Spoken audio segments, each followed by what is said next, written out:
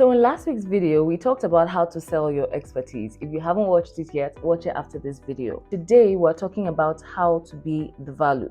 Now, what's the connection? Your personal brand is you communicating your value to people. That expertise, that's your value. That passion, that interest, that knowledge, that experience that you have, that's the value you bring, right? That's one half of the value.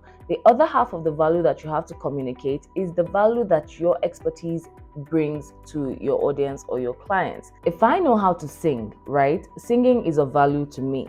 But if I'm going to get paid for singing, I have to show the person that's paying me why they should pay me for singing. That's the value. I have to show them the value that's there for them. So personal branding is an embodiment of your value and a communication of it. Today in this video, we're going to be talking about all the ways that you can be the value and show your ideal clients or your ideal audience that you are, in fact, the value. Hi everyone, my name is Paula. If you're new here, I'm a personal branding strategist and I help professional and entrepreneurial women build personal brands that are profitable and impactful. Now, why is it essential to communicate your value? Many professional and entrepreneurial women, and I work with many of them, are already doing amazing things in the background, behind the scenes, unknown. They're already building things, they're already making a lot of moves in their careers and in their businesses. They have products and services that will change people's lives. They have really important stuff going on. The problem is not many people know about it. Now, the thing that the internet has done for us is that it has taken whatever impact that you can make on your own as a singular person within a community, right? Because the people around you will know what you're doing. It has taken that and 1,000 times that. So whatever it is that you're doing, and on your own, you have let like 100 people know that you're doing this thing. What the internet and social media marketing has brought about is that you can now reach 1 million people. So 100 people or 1 million people is your choice, and personal branding is what connects them.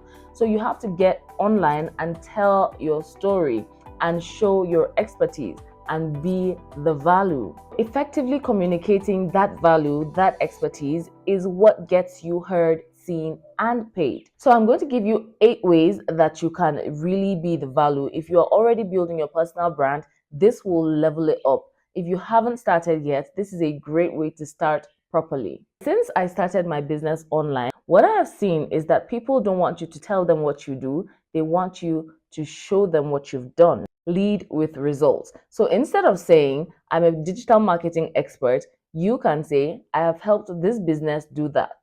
So that's the result of something that you have done. That's the result of your expertise. That's not your expertise. The first way to show your value is to lead with the results that you have gotten. Now, if you're listening to this and you're saying, oh, I'm just new here, I haven't gotten any results in this field, you actually have. You actually have. Maybe nobody has paid you for it, but you have gotten results for yourself. So when I started, all I had was like the Canva skills that I had used in my previous business. In the process of running that business, my marketing was really, really nice. So that is a result that I had gotten, and I had gotten all these skills. So when I sold my first class, which literally just taught Canva and video editing, it was what I had. I'm teaching you these skills that I use to run my business. Those are results. So think of the results that your expertise has gotten, or the results that your expertise can get for the people that are going to be listening to you. Now, your exercise is to list 3 results that you have gotten with this thing that you want to build your personal brand or are building your personal brand around. What are 3 things that you have gotten for your job or any previous clients or any friends or family that you've done it for free?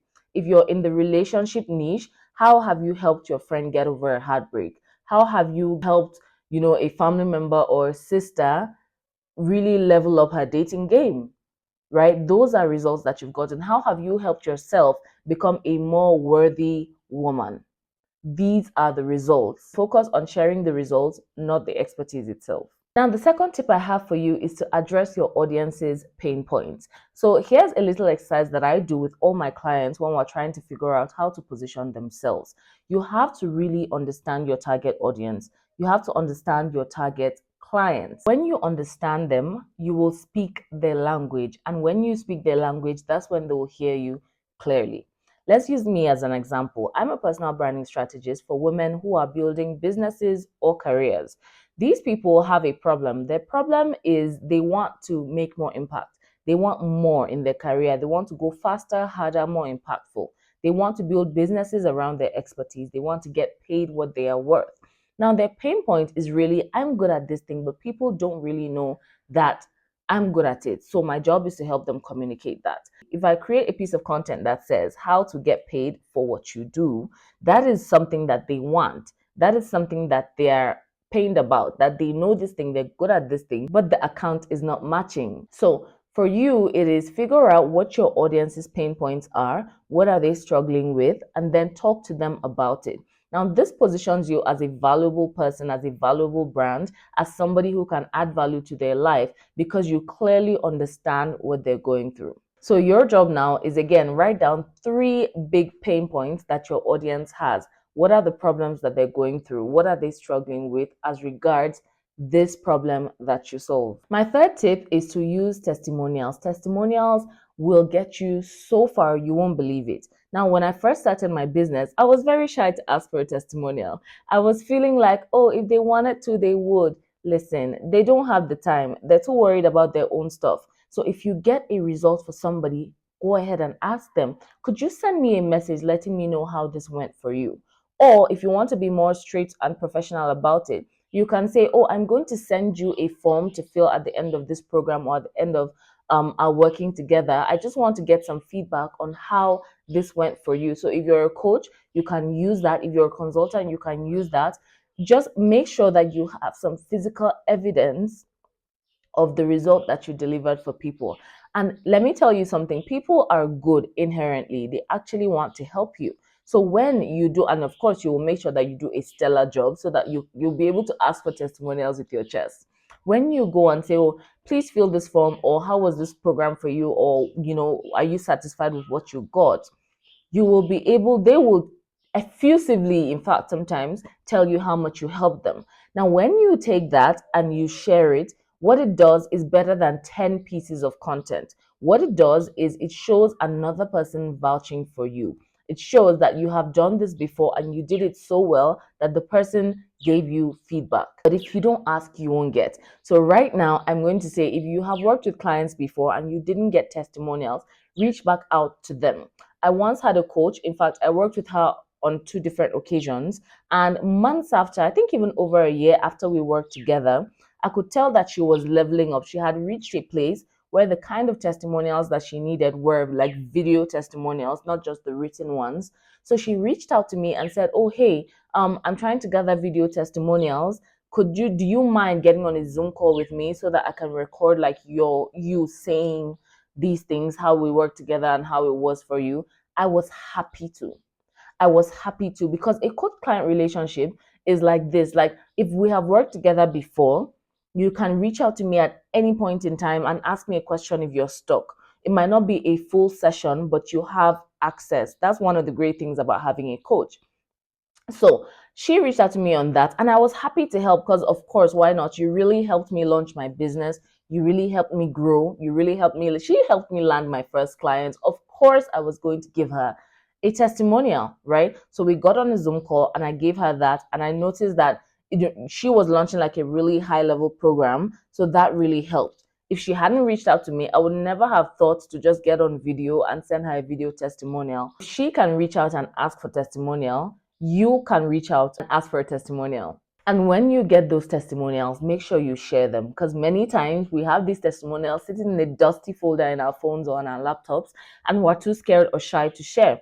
We look at it like it's bragging. Of course, it's bragging, but if you don't brag, how will people know that you can do this thing that you can do? It's proof. Leave the bragging. You're not showing something that you don't have, and you're not showing something to make somebody else feel little. You are showing this so that the people that need your help can see you and trust that you can deliver that help. My fourth tip is to use clear language in your content. All of the big jargon that makes you an expert, you know this big jargon. By virtue of being an expert, you know these things.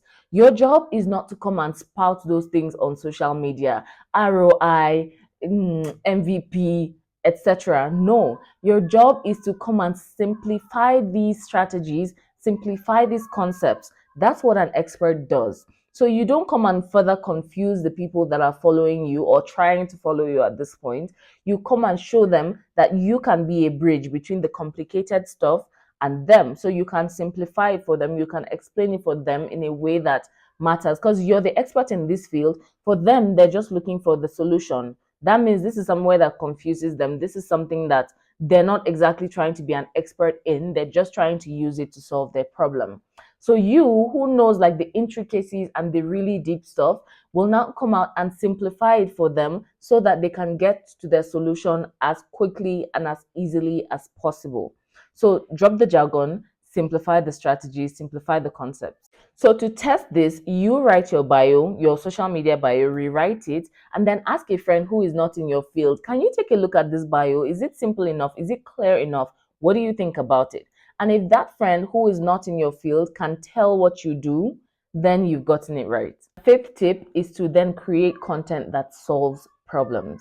If you're a career coach, you want to create posts like 5 tips to nail your next interview, right? It's not the entire coaching program, but it is something that will help your audience immediately, something they can use immediately. So in the long run, they can work with you to get like a bigger, larger, more impactful solution. But for right here, right now, you've given them something that they can use. So your content wants to give your audience something that they can use right away and on their own. So your job this week is to pick 2 areas that your audience is struggling with and then create content that helps them ease that problem a little bit. So we talked about pain points. In one piece of content, you're talking about how much that pain is there. You're talking about seeing the pain. And in another content, you're giving them something that might ease the pain. So this is valuable. This is you sending back to back to back value, sending a message across that you are in fact so valuable that they must work with you. Tip 6 is to be consistent with your messaging.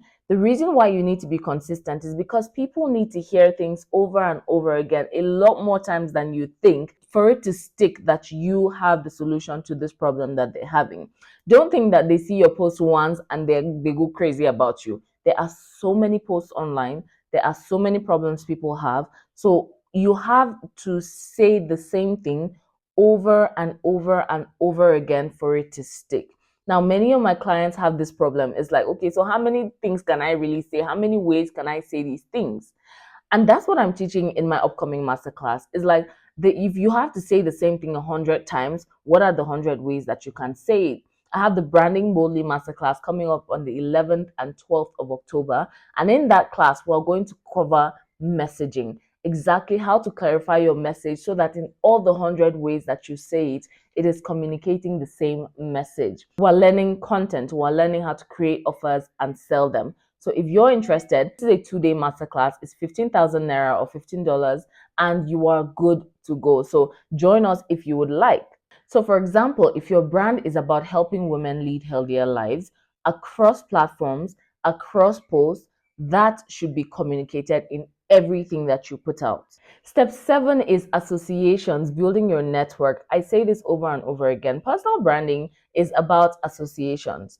Who you are is not seen in a vacuum. Who you work with, who you're seen with, who endorses you, all come together to communicate your value. So you have to be intentional about it. And I always say the best way to network is to give. So here's an example. I have a podcast called She's the Brand Podcast. If I see a woman building something that I'm excited about, that I respect, one way that I would encourage our networking is to invite her on my podcast. Now, what I've done is I have given her my audience. I'm going to her and saying, hey, I have an audience full of people that might be interested in your message. Here's my platform. Come on and share your message. Come on and let my audience meet you. Because audience is a currency in today's age, she knows what I'm doing. For me, I get a great expert guest. I get somebody who is also building something, and that's the kind of woman that I want in my network. We know that we can help each other grow. So being intentional does not mean using people. Being strategic does not mean being a user. It means that you understand that it is give and take. It is not just take, take, take. I'm not going saying, oh, hey, I want to be in your network, open the door for me. It's saying, I have something valuable that I think can help you. You have something valuable that I think can help me. If we work together and make this association, it will help our brands grow. So networking is a whole different topic, and we'll probably make a video about it later. But this is just one way that I network that I really think has helped expand my network. Because now, like, I have a number of really valuable women. We just support each other. And these networks have opened doors for me. Find something of value and give it. If it is, can I talk about your stuff or your new book or your program in my newsletter? I have like 500 women on my newsletter. Can I plug it in? How can I be of help to you? I once got on a networking call and she asked me directly, like, how can I help you? After I'd finished letting her know how I can help her and all of the ways that we can, connect, she asked me, how can I help you? So even if it means asking that question, ask it. All right, step 8 is to invest in visuals. I'm going to say that you have to invest in some professional headshots, some professional pictures. All of your pictures don't have to be professional, but you have to have some sort of headshots for when you're called for the programs, for when you're called for the lives, for when like you're involved in other projects. There's got to be a professional image. And also, let's say like you have a website. I always recommend a website. If you can get one, get a website. My agency builds websites for women who just want the thing done, right? So we can handle like your website and your socials and your visuals, your social media if you don't have the time to do all of that. Just I'm going to drop the link in the description for if you're interested in building your own brand, in fleshing it out with your messaging and all of that. I have a whole team that can do it for you so that you can focus on doing the impactful work. Book a call with me and we can talk about this. Well, I highly recommend that you have a website, you have your socials on brand, everything on brand, so that if they find you on TikTok and they find you on LinkedIn, as much as the culture of the two platforms are not the same, they will know what you stand for. And then if everything leads to your website, of course, we can connect it for you as well. If everything leads to your website, they will just see there further and further what you're about, what you do, how to work with you, and so on and so forth. At the end of it, you need to own your value every day. Every blog post, every interaction, every content you put out, every move you make is a communication of your value. How you move is how you let people know how valuable you are. Be confident in what you offer. Don't shy away from showing people that you're good at what you do. So start by implementing any of these steps today. Make sure you take an action today. You don't have to do all of it at once. These are like a number of steps. Take it one step at a time and you will see a mighty change in your brand. So again, the 3 ways I have plugged you in is: 1, you can attend the Branding Boldly Masterclass to just get a clear roadmap towards building your brand. Second, you can work with me on a one-on-one basis. Let's get on a call and talk about it. If you want my team to just build it out for you and do all the work for you, we're available for that as well. All the links are in the description. Thank you so much for listening this week, and I will see you guys next week, Monday. Bye. Oh, and don't forget to subscribe, guys. I love that our community is building on here, and I'm very, very excited to always bring you something to level up your personal branding game. Thank you so much for watching. Please subscribe and follow me on Instagram if you're on there, and I will see you next week. Bye.